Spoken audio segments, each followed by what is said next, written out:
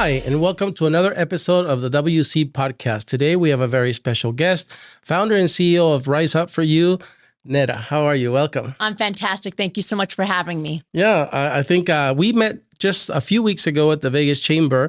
And again, I'm really excited that our listeners, our viewers get to know more about you and Rise Up For You. So start by telling us where you were born, where you grew up, where you went to school, college, and then also what brought you to Las Vegas? I love that. Great question. So I was born in Pennsylvania, actually, over by Hershey Park on the East Coast, but I spent most of my life on the West Coast here in California. So when I was 5, I moved to California, and I've been there in Southern California till about a year ago. That's when I moved to Vegas. And in California, I went to a high school called Centennial High. And then I went to Cal State Long Beach University for my undergraduate degree and San Diego State University and National University for my master's. That's awesome. I know that, again, the getting to know you that day, we met at the Vegas Chamber at their Workforce and Economic Development Committee meeting. Yes. And I could hear as you were participating in the conversation, you know, your voice was very loud representing the business community, employers, small businesses. We here in our region, I think you'll find out more the more, we work together as a local board. We're really trying to align our workforce development investments and strategies to support our economic development strategies and helping small businesses grow and all that. So tell us, and I've heard you say it, but tell us why, in your opinion, why it's important that businesses, small businesses, representatives be shaping this system that is workforce development. Yeah, it's really important. I mean, we can talk about this for hours at a time, but when you think about it, the workforce, it's growing our economy, just like, small businesses are growing our economy. But if our people and our workforce aren't equipped to continue to change with time and artificial intelligence and all the navigation that's happening within companies and corporations, we won't be able to continue to grow the economy because we will get stifled. So I see organizations and businesses just like an individual, right? If you have an individual that has one set of skills, but they're not continuing to grow, the soft skills that we'll talk a little bit later about, at some point they're going to cap, which means that they're no longer going to grow. And when you don't grow, then you stop contributing. Businesses are the same way. So if we're not teaching our workforce to continue to build these skills and be competitive, at some point, the small business and the organization is also going to cap. It's going to stop growing and it's going to stop contributing to the economy. And unfortunately, that's what we see with some businesses is after 5 years, they collapse, right? They no longer exist. And then that's jobs that go away, right? That's the economy that struggles. And so it's really important that we understand that the workforce is made up of people, and we have to continuously be pouring into them so that the economy and businesses and organizations can grow. Yeah, I love that. Again, when I met you, hearing you frame it that way, that the product we produce in this system, the talent development system, is, as you said, the worker. The employer is the customer, if you will, because they're the one creating jobs, creating the demand for skilled workers. And as we produce these workers, one of the things we're focusing on is that it doesn't start in the 20s or even the teens. The talent system starts in the K through 12 as early as possible. And I remember having this really great dialogue with you about how our new culture of, interacting with devices is changing the way young children grow up, and different than how we grew up. And that dictates how they behave at work. And so a lot is changing. I also loved how we ended up talking about Chat GPT and the impacts of that stuff. But in your book, Rise Up For You, Closing the Gap Between You and Your Potential, you highlight the importance of fusing education, empowerment, and leadership. So you also say that we need to make sure that everybody reaches their full potential for the reasons you explain later. I love how when you say the world needs us at our best, right? And so it's a pretty high concept. It's like saying, let's solve world hunger, but I know that it has to happen step by step. So tell us a little bit about how do you see that vision happening? Break down for us What do you mean when you say the world needs us at our best, and how do we get there? Yeah, that's a great question. And it is a big mission. And I know that. Let me take it back to what you said about education, empowerment, and leadership. Let's start there. I firmly believe that every individual and every organization need to be in those three pillars. Okay. So every individual and organization, there needs to be an educational element. I'm learning the right skills. I'm learning the technical skills. I'm learning the soft skills. Both of them are equally important.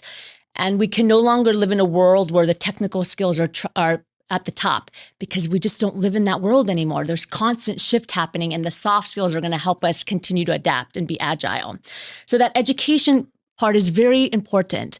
But you and I know that education is not enough, because you can have all the degrees in the world, you can have all the technical skills in the world, but if you don't have the empowerment piece, the self-empowerment and the self-confidence and the emotional intelligence to have positive behaviors, to have time management, to have self-confidence to take action, then that education isn't going to go very far.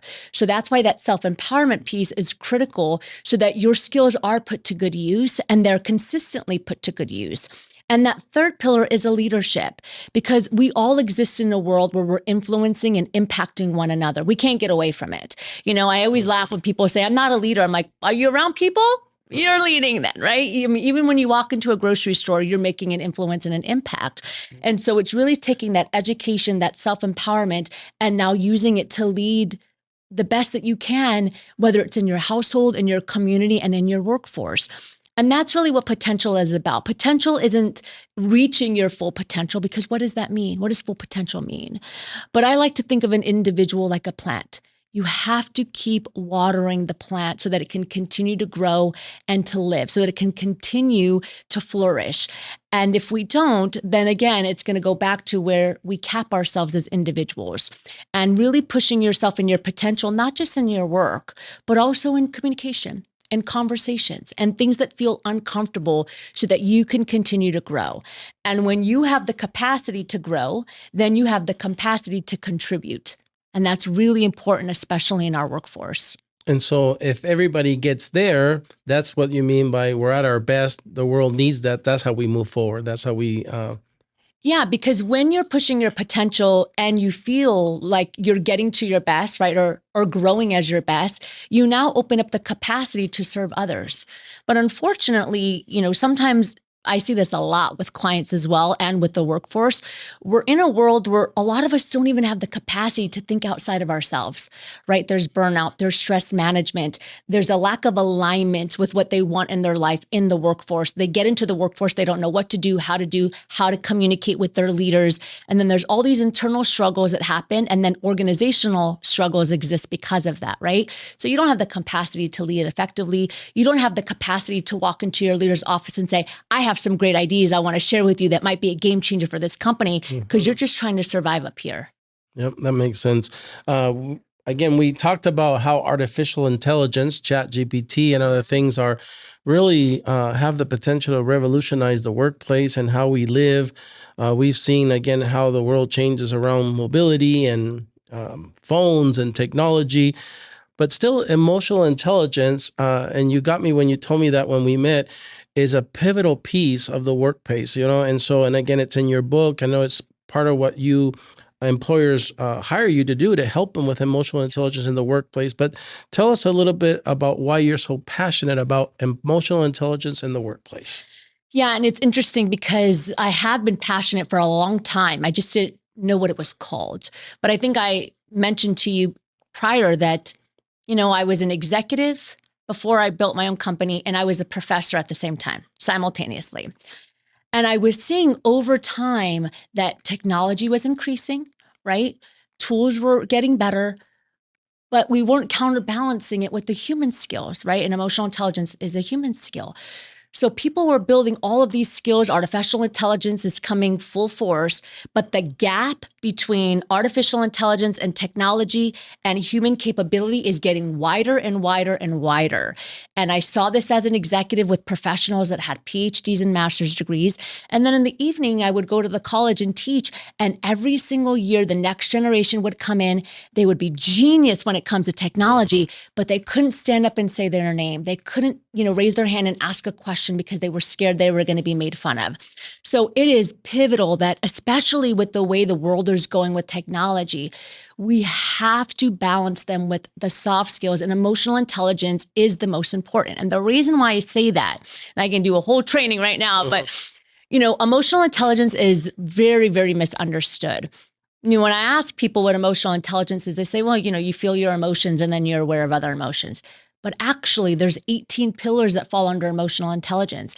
And every single challenge that's happening today in the workforce that's in regard to people falls under it. We're talking empathy, active listening, coaching your team, conflict resolution, diversity, equity, and inclusion, social awareness, public speaking and presenting, internal motivation, self-confidence, stress management. I mean, I can go on. Mm-hmm. It all is a part of emotional intelligence. So when individuals and companies come to me and they say, our team is stressed, we need to teach them how to manage burnout. I say, well, that's emotional intelligence. And if we want to teach them stress management, we have to teach them emotional intelligence from the beginning. Understanding, why am I stressed? What am I feeling? Do I even know what I'm feeling, so that I can truly solve the problem and create sustainability? And that's why emotional intelligence is so important, because it really is the full gamut of understanding self-awareness, understanding how to manage myself, but then also being able to understand, how can I be a great listener for you? How do I show up in a room, right? How do I read a room? Situational awareness. How do I lead my team, especially remotely? How do I coach? How do I model? How do I resolve this conflict and de-escalate the communication that's happening right now in a Zoom room or with my team in an office? All of those things, when you think about it, are part of the workforce. And the interesting thing, Jaime, is that they just released a new article, Harvard Business Review, that 93% of leaders believe that emotional intelligence is like a top skill that people need. Mm-hmm. Only 22% of companies around the world actually invest in it and put forth the investment to grow their team. That's a big disconnect. So that's why I'm a huge fan. And I'm speaking as a business owner. I'm a business owner. I like key performance indicators. I like financial growth, right? From that point of view. So I get the business side of things because I run a business, but I also understand that if we're not careful, our business is not going to be sustainable, and it's not going to be a positive culture if we really don't get our people to get on the same page and to continue to pour into them and grow them. Yeah. And again, if people, employers like me, like those listening to us, want to connect with you, we're going to put the website here on the screen, but it's riseupforyou.com. .com. Yeah. And they can see, again, the many ways that you can help them in that website. Now, you've one of the things that I think helps people with understanding diversity is actually seeing it firsthand. And I've had the fortune, when I was a young man, I was a merchant marine. So I got to travel the world as I went to college. And most recently, my latest memorable trip was to Russia in 2018 for the FIFA World Cup. Nice. And so I really value that your eyes teach you, and experiences teach you how to really appreciate diversity. So I know you have traveled the world, Russia, Thailand, Japan, and many other places. How have those travels shaped you? And again, this work that you've been sharing with us. Yeah, it's been invaluable. I would say that my first career, I was a performer. Being a performer and then traveling the world as a performer really, I would say, prepared me and shaped me for who I am today with the work that I'm doing with Rise Up For You. Because when you think about it, as a performer, you have to be engaging. Every audience is completely different. And a great performer, just like a great leader, they adjust in the moment, right? When you're on stage and you see that people aren't smiling, or they're not laughing, or maybe they pick up their water too many times because they're bored, a great performer is going to do something to engage them and to make sure that they are actively paying attention. No different than a leader. When a leader's in a meeting, if you see that your team is checking out or they're not with you, a great leader pivots so that they can get the team re-engaged so that they're communicating effectively. And I really learned all of that while I was on stage, on top of the fact that I was in Russia, as you mentioned, Gibraltar, Spain, Japan, Germany, Lithuania, Latvia, all over the world where they didn't understand English. Mm. And so now it's a whole new element of, how can I communicate to you how I feel? How can I communicate to you the needs? Because for many tours that I was on, not only was I a performer, but I was also the tour manager. So I was managing the tour and performing. There are a multitude of times in Russia, I can remember, where we had to get on the Trans-Siberia train and we had to get off every 2 hours, right? And no one spoke English. Mhm. So understanding, how do I look you in the eye? How do I communicate? How do I adjust my body communication according to what I'm feeling in this moment? And also, as you mentioned, understanding different cultures, right? Not believing everything that you hear and see, but experiencing it yourself really creates a different level of acceptance, tolerance, and understanding. And I could tell you right now, some of the countries I went to with pre-thoughts, they were crushed right away when I got there. Mm. Yeah, I think that's the important thing, that we probably grow up with assumptions, because we only know what we hear about and see on TV. But yeah, definitely, I love experiencing the people of these places, like I know you do, and I think it changes you for the better. Changes you. So tell us, we've teased it twice already, I think. It's organically, we're going to ask you, tell us a little bit more about the type of performer you were. Give us some more details about that previous chapter of your life. Yeah, it's great. So I was a part of an amazing performing arts organization. And what I really loved about it is that when we were performing, and I did predominantly musical theater, Motown, that kind of stuff, Broadway style stuff. When we were performing and we were traveling around the world, not only were we doing shows professionally, but on our downtime, we were teaching people in the community. Okay. So it was half professional performing and half, we're not doing a show today. Let's teach the kids in the community. Let's teach adults in the community. And we would teach them confidence and empowerment through art, through singing, Wow. through dancing. Because when you think about it, getting up and standing in front of your audience and singing, improvisation, those are hard skills, Very right? You got to get out of your comfort skill.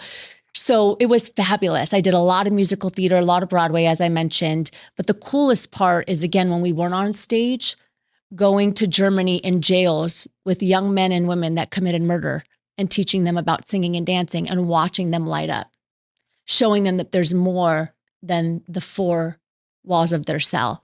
Same thing in Orange County, walking into juvenile institutes and teaching kids that you can have self-confidence, just stand up straight, sing a song, even if it doesn't sound good to you, right? And teaching them these elements. You've accomplished a lot in your life, successful performer, and you can tell when you talk about it that it fed you, it shaped you, it fulfilled you. And then you worked for somebody else. As you said before, you started your own company, and now you're the founder CEO of a company. What would you tell, and you probably have so much still to accomplish in your life. Thank you. So what would you tell young girls or the mothers, fathers of young girls that are listening, watching us? How do they route and direct and guide their child so they can become the next Netta? It's a great question. Thank you. No one's ever said the next Netta. Thank you. Honestly, and I still have this conversation today even with adults, but I would say the best thing young women and even young men can learn is to have self-confidence first, so that they have the courage to do the things that feel good for them.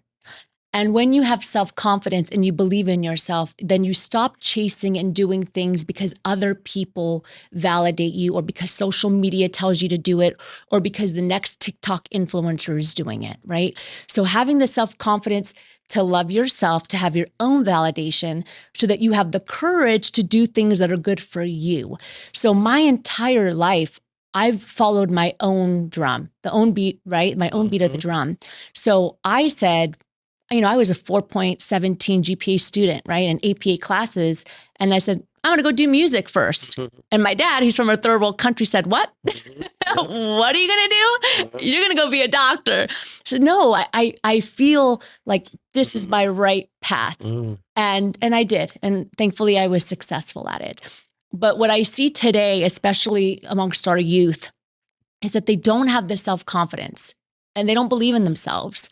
In fact, when I was a professor, I asked the freshman class in 2019, right before COVID hit, what they thought about themselves. 87% said they felt less than their peers. 87%. Alarming.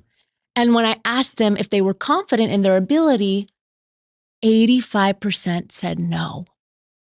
That's a problem. And that's the iGen, right? Today, that's the iGen. Now, I only see it getting worse with the alpha generation. The alpha generation is one step under the iGen that not a lot of people are talking about yet.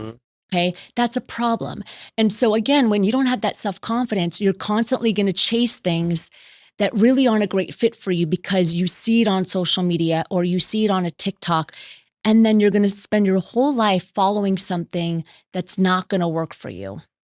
And I think that's the lesson I took away when I met you, that we have to be, as employers, leaders, community members, educators, we have to be more intentional about re-injecting emotional intelligence into the learning process, because technology has been great for us. As you said, children have grown up now for a while, babysat by iPads and tablets. And so it's taking something away that you and I had when we grew up.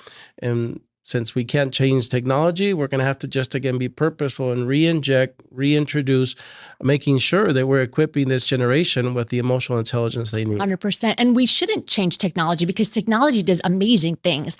I'm actually very excited about artificial intelligence and where it's going. And I know a lot of people are scared about it. I'm excited about it.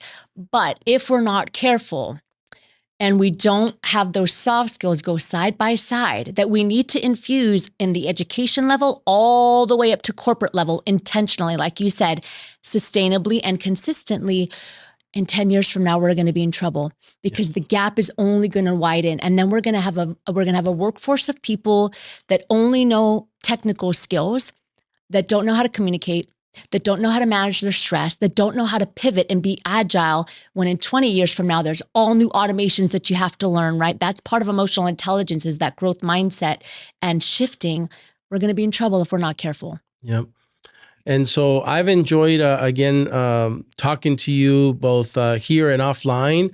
I look forward to collaborations that we will have in the future as I and others hopefully become more intentional. And again, we're going to leave here on the screen, riseupforyou.com, so that people can learn more about the importance of having an intentional strategy, if you will, and the resources like you that are out there that can help employers. We're busy already doing so many other things. Having help in that regard is good. And so again, we'll leave the website here. And I want to thank you, Netta, for coming here and being with us today. Thank you. I appreciate it. Great conversation. We look forward to having you back. Thank you. All right. Well, that's it for another episode of the WC Podcast. We hope to see you in a future one. Until then, stay safe.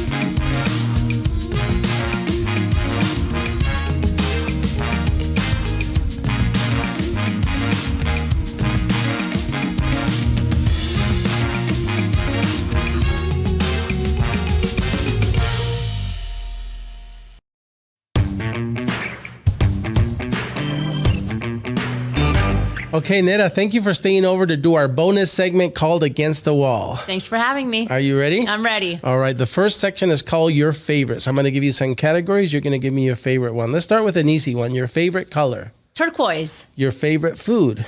Lebanese. Your favorite drink. Coffee. Favorite movie. Last Samurai. Favorite book. A New Earth by Eckhart Tolle. Favorite Broadway play. Ooh, that's a good one. I'm still really obsessed with Hamilton. Favorite Broadway play that you did on stage. The Lion King. Awesome. Your favorite holiday. I love Christmas. And your favorite day of the week. Every day is a great day, but I guess if I had to choose, I would say Friday. I know you've only been in Vegas 1 year. What's your favorite sports team? Oh, I guess I should say the Raiders. Good answer. Very good. You made it with flying colors through the first section. The second one is called Tough Choices. Are you ready? Yes. Vacation or staycation? Oh, vacation. When you go there, would you rather drive to your vacation spot or fly there? I would rather fly if it's overseas. And when you get there, would you rather stay in a hotel or an Airbnb? Ooh, I like Airbnb. When you wake up in the morning, coffee or tea? 100% coffee. After a hard day of work, wine or beer? Neither. On a Friday night, would you rather stay and cook at home or go out to eat at a restaurant? Friday night, I like to do takeout. And would you rather owe money or owe a favor? Oh, that's a good question. Oh, a favor. And it's getting harder. Actions or words? Actions. Justice or grace? Grace. And we'll end on a light note. Broadway or off-Broadway?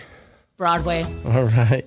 The last section is called Finish the Sentence, where I'm going to give you about 90% of the sentence and you'll finish it off for me. Are you ready? Okay. All right. If Netta could visit any place in the world, it would be...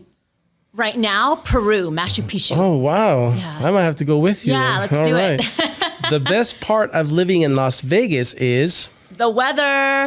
Netta's favorite thing about her job is... Working and impacting people and also being impacted by people as well. Yep. If Netta could travel back in time, she would travel to... I don't know what era it is, but I would say like Game of Thrones time. Oh, wow. Wow. And 3 words that describe Netta are... Confident, kind, resilient. Couldn't agree more. Netta, doing the WC podcast today with us here was... Fabulous. Okay. Thank you for staying over and Thank doing our you. bonus segment.